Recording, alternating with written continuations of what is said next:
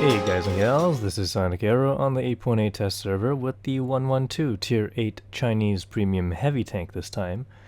And it's pretty nice, I have to say. So let's take a look at the stats first. The 112 has 1,500 hit points, weighs 46.7 tons with a 580 horsepower engine, top speed of 45 kilometers per hour. Hull traverse of 26 degrees per second and turret traverse of 26 degrees per second, so that's very typical of a heavy tank. 380 meter view range and a 600 meter signal range.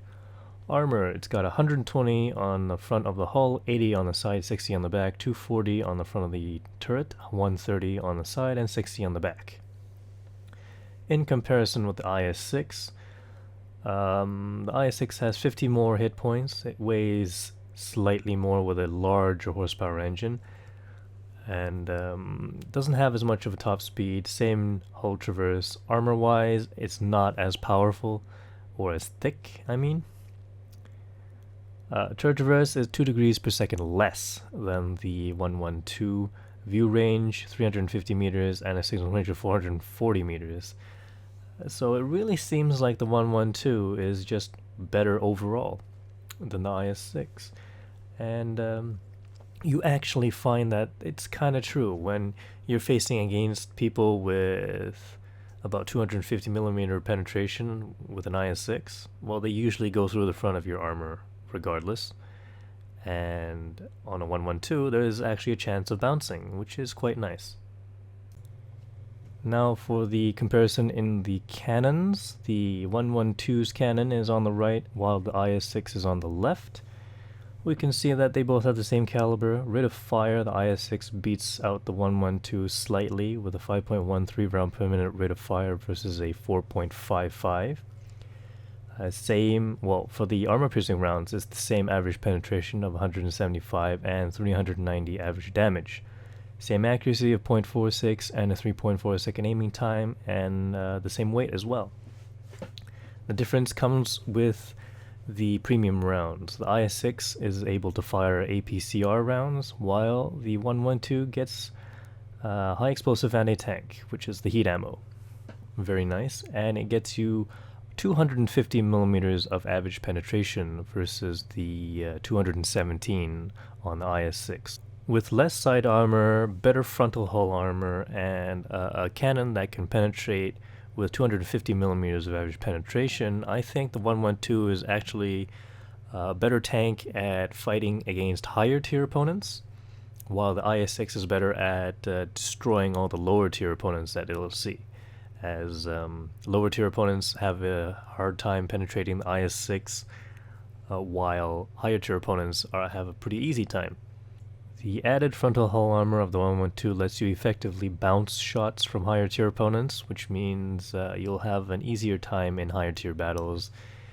And I think this is actually something more worth it, because when you're in higher tier battles, you deal damage to them, you actually get better experience, better credit earnings, and just a generally more fun time, because you don't always have low tier opponents to shoot at. Let's get into a game. We're on Mountain Pass, and let's take a look at the gun depression of the 112. It's actually, I believe it's 6 degrees of gun depression, and it's workable, I suppose.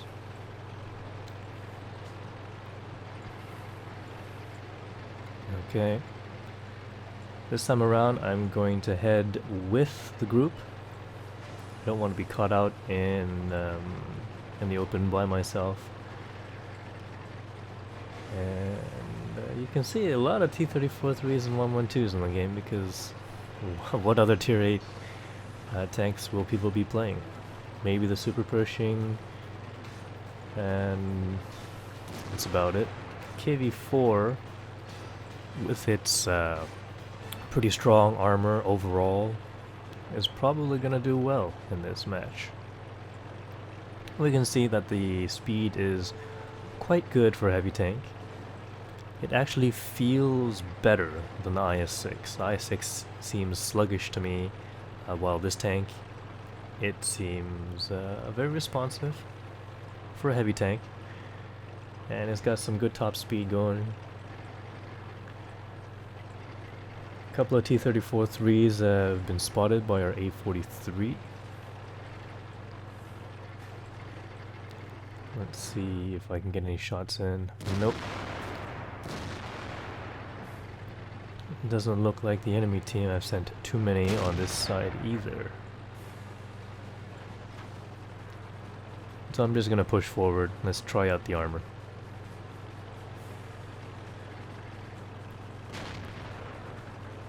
I'm gonna try and force them to shoot at this position only, because they can't get their guns low enough. That was a bounce on the front hull armor from a heat round, so effectively bouncing heat rounds. Okay. That guy got a shot into one of my hatches. I believe it was the commander's hatch, that one. Let's see if I can do the same to him.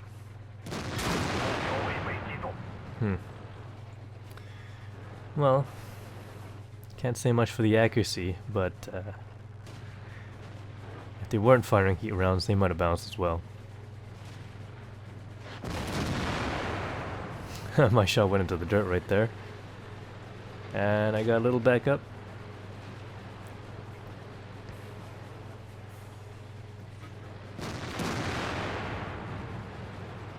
And seeing those numbers come out of a medium tank is actually quite a surprise. Not too many of these Chinese mediums around on the live server. And I managed to sneak a shot into the underside of the tracks.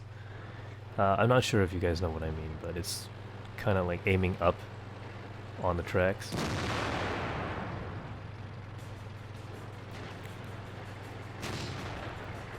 I believe this T-34-3 is now by himself. Or herself. So I'm just going to push forward. They'll have a harder time of penetrating me if I rush them, I suppose.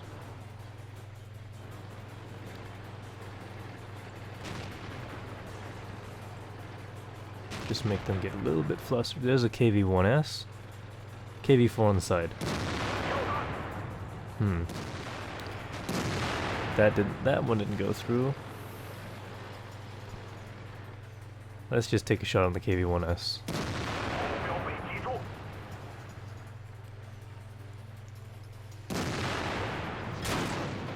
Unfortunately, we didn't get him with the second shot, so no shots on the KV-4. Let's just finish him off. Super Pershing has arrived.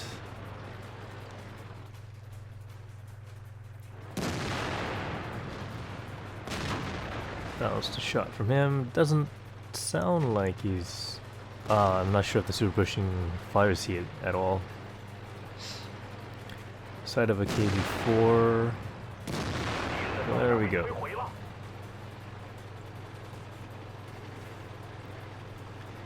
Looks like the Arctic Road lost. Not surprising, because there were only 2 tanks there to begin with. And we have guys on our base, so let's take out this T-71 first. And looks like we got some defenders going over there, so I'm gonna head on to the cap and we'll try to win this. Really not much else in the game right now. So let's speed this up and take a look at the stats. So far I've had a little bit more fun with the 112 compared to the T-34-3, but we'll have to see what happens on the live server when not so much premium rounds are flying around.